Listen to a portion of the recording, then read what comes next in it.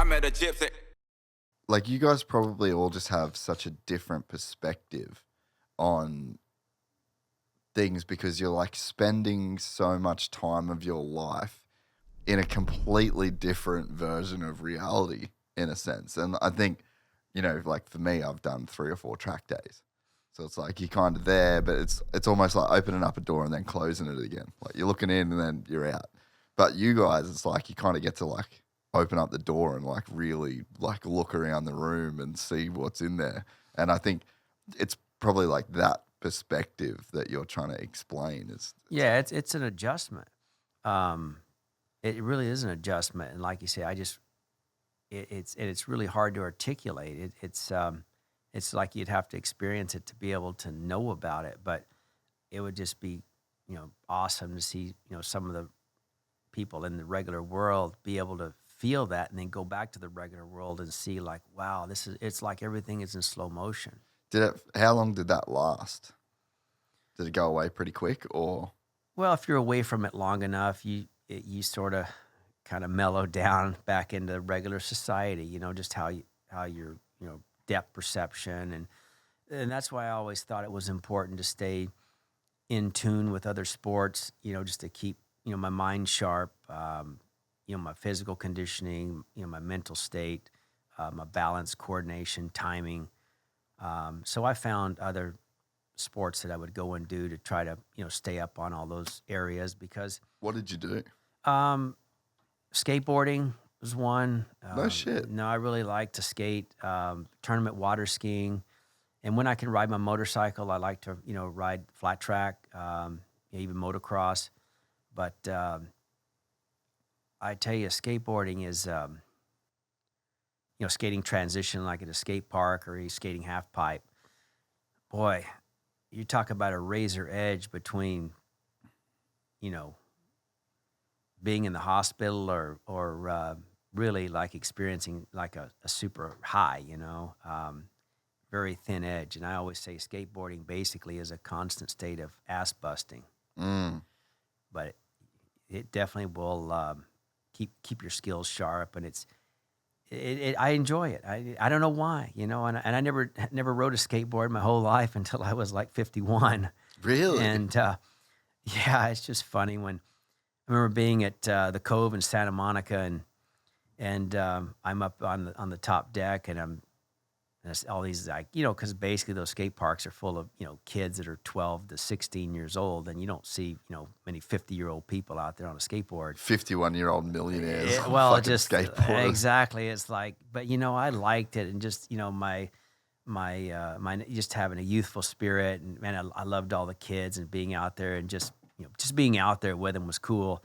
But I just remember one time I was up on the platform, and these young kids were going, "Hey, send it, old man, send it." And I'm thinking, yeah, right.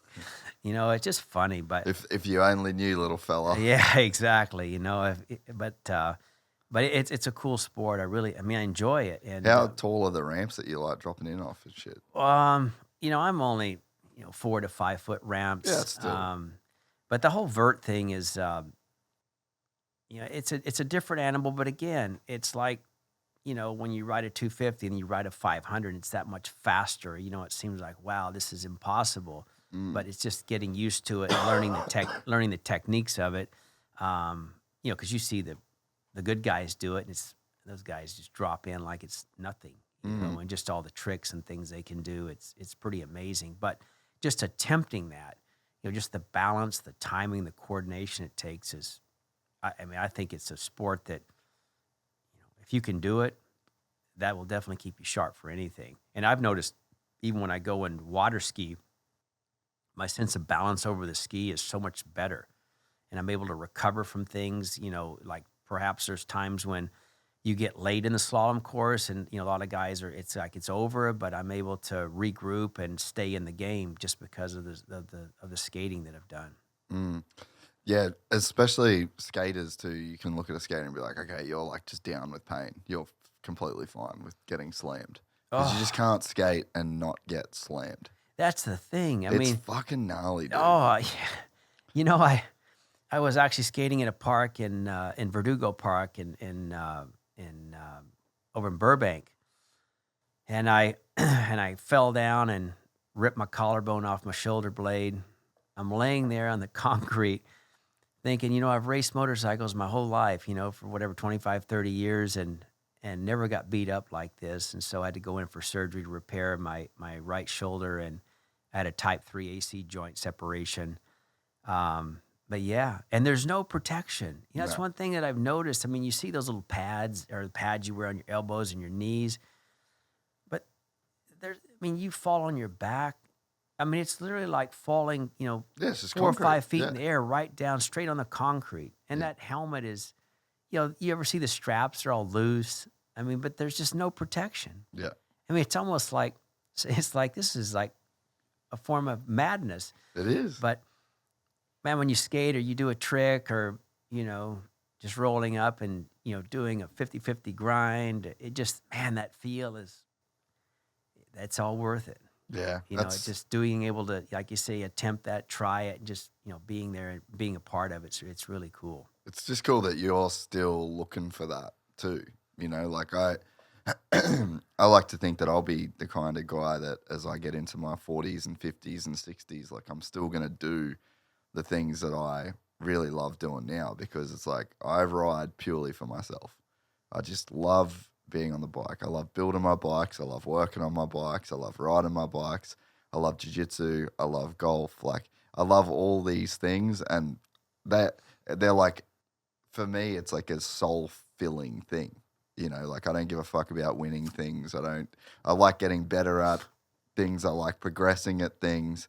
And it's just like there's a feeling of fulfillment, and like there should really be no time limit on that, I would hope. And I love meeting guys like yourself that are just constantly evolving, learning new things, and like it still feeds their soul in that same way, Well, I think a lot of it, for me stems from, when I first went to Kenny's ranch, and, I guess I got, I look at it like a family.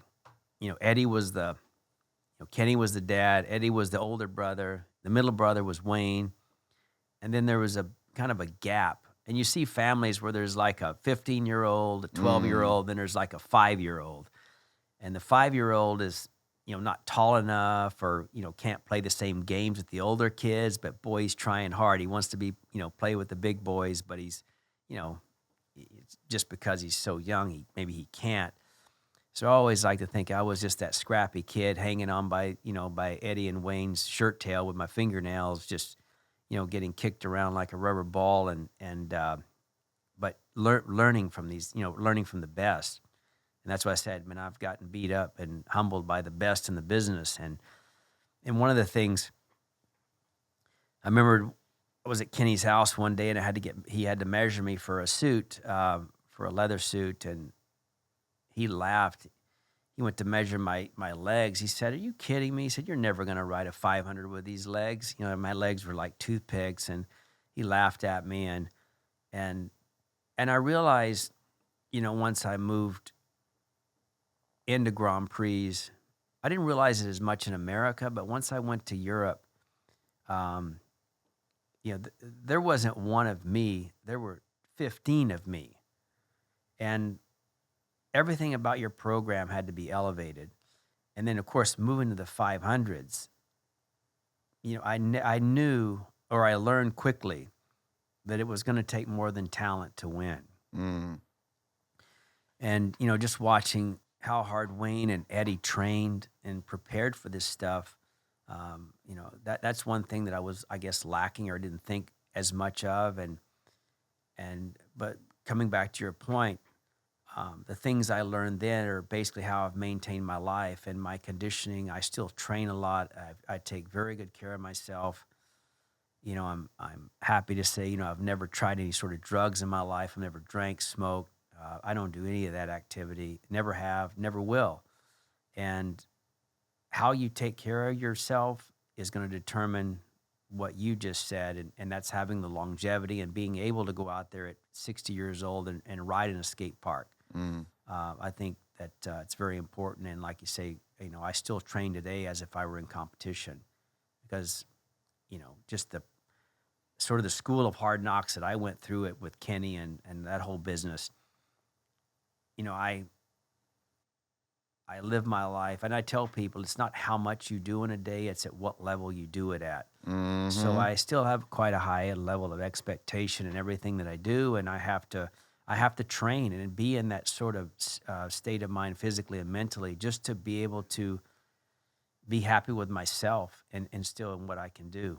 So, but I think your health is basically the thing that's going to determine how long you can do it, how long you can keep doing it, and even being in the right mental state to want to, I mean, just like you said, who starts riding a skateboard in their 50s? I mean, that almost sounds crazy, but the fact that you can do it is just shows your state of mind. Like, it's like I feel like a kid that never grew up. If you enjoyed this content, please like and subscribe. And to listen to the full 3-hour podcast, search Gypsy Tales in your favorite podcast platform or click the link in the description below. Gypsy Gang.